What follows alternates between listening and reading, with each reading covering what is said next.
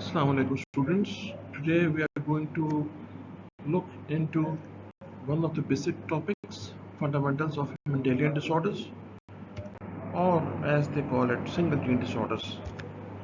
So these were put forward in the 19th century by one Mr. Mendel. The name was Mendel, and thus Mendelian disorders. And they are significant in understanding trends and patterns of disease transmission over the generations, subsequent generations. Uh, Single gene disorders, they can be applied, these rules can be applied to a process or a disease or other characteristics which may not be related to disease, where one gene only is responsible for that characteristic or disease. Multiple gene disorders do not follow these rules. Now, family history is required because it's spreading over the generations. Was this pattern seen in the family before, parents or siblings or not?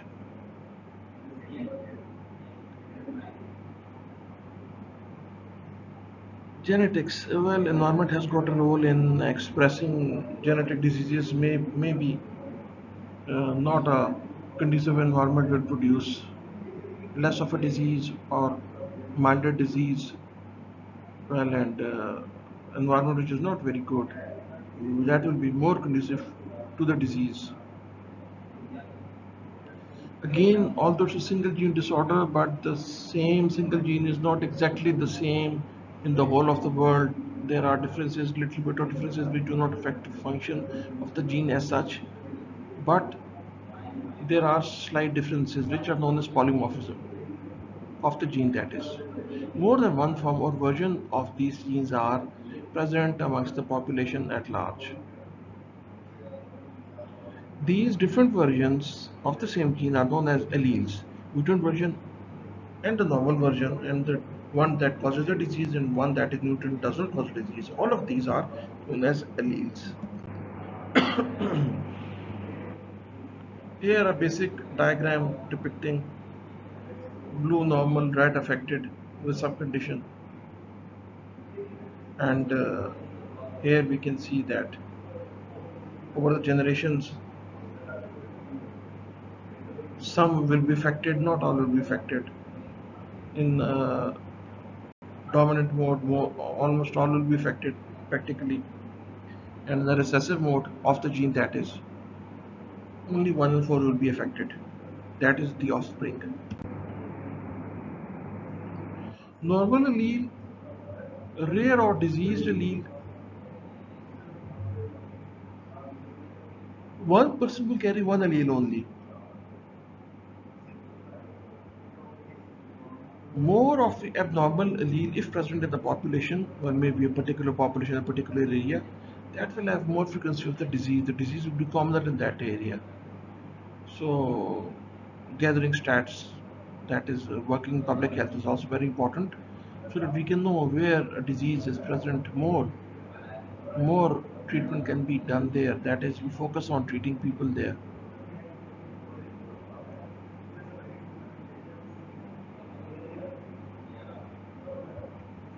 Again, if a disease is more serious, more emphasis should be given on research and treatment options for that particular disease. So, learning the pathology and genetic predispositions and genetic transfer of disease over the generations is important for the sake of treatment or management of the disease.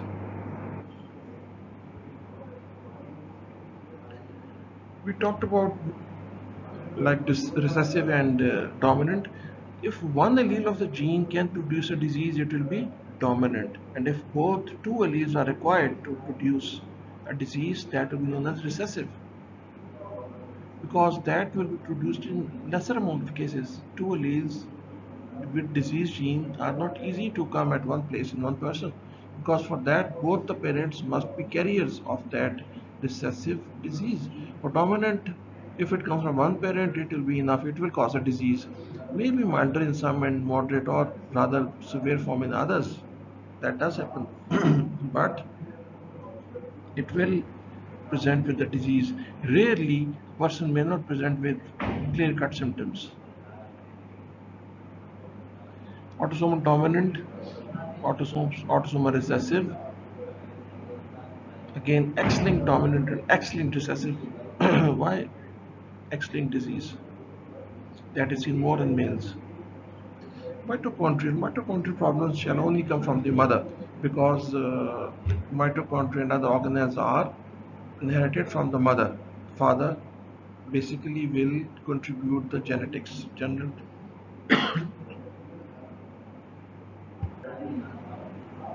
Going further, Mendel's laws, observations, law of dominance, law of segregation, law of independent assortment. When a character dominates, characters segregate, that is, come in different generations, and characters independent assortment are independent of each other. They will express independently, whether recessive or dominant. They will express somewhere, independent of each other. And then there's codominance.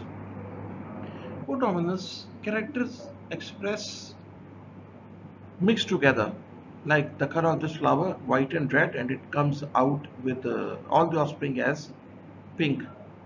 Codominance. When there is incomplete dominance of one character, both of them will express themselves.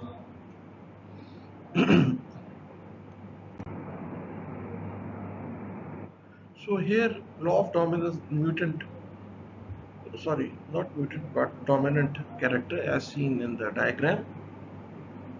Law of segregation, the characteristics or the color of flower here is not mixed, it's independent of each other, segregated. Dominant will be seen more in the coming generations, and the recessive will be seen less, but it will be independent of the dominant and express itself fully.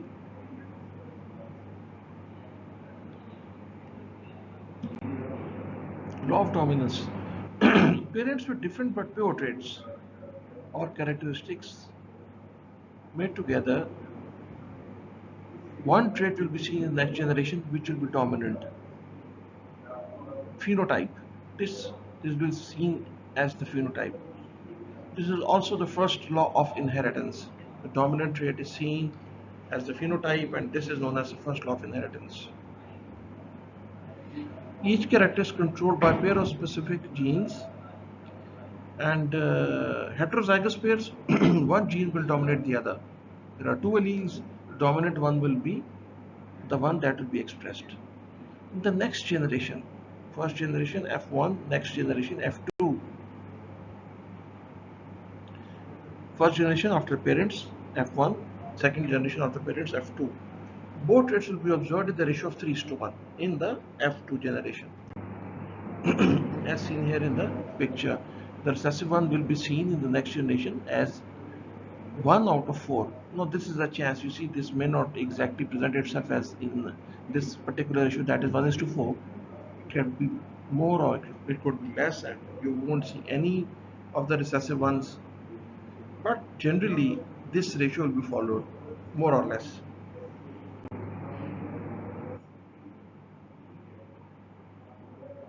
Now traits that appear in the F1 generation will be dominant, and those appear in the F2 generation, the different one will be recessive. Dominant will also show itself here. So as we just saw the diagram, segregation, the law of segregation states that during the formation of gametes, each gene separates from each other so that each gamete carries only one allele for each gene. A person has got two chromosomes, autosomes, there are two different alleles.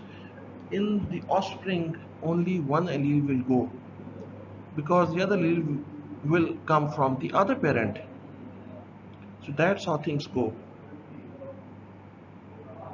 And this segregation takes place during meiotic cell division. One form of the gene which may have different variants will go into the next generation.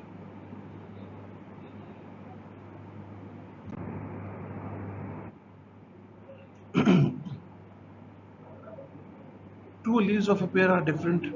dominant and recessive. Well, during meiosis, each of the two alleles will separate. One gamete gets one allele only, and that was segregation.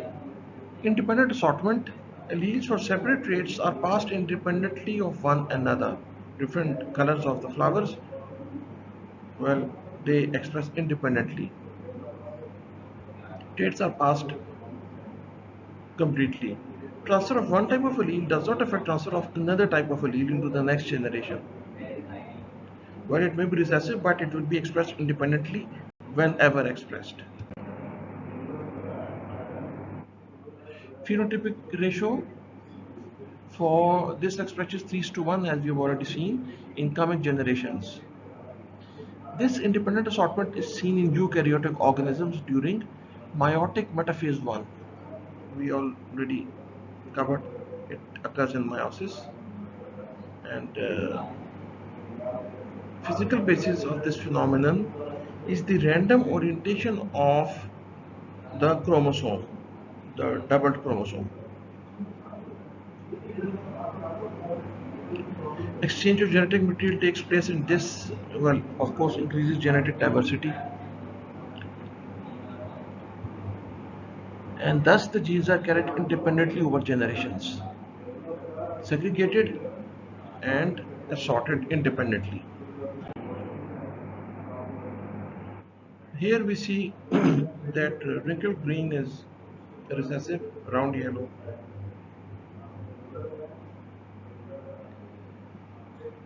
We see that the recessive traits will be seen in a ratio of 1 is to 4. Round yellow is the one which is dominant, and wrinkled green is the one which is recessive.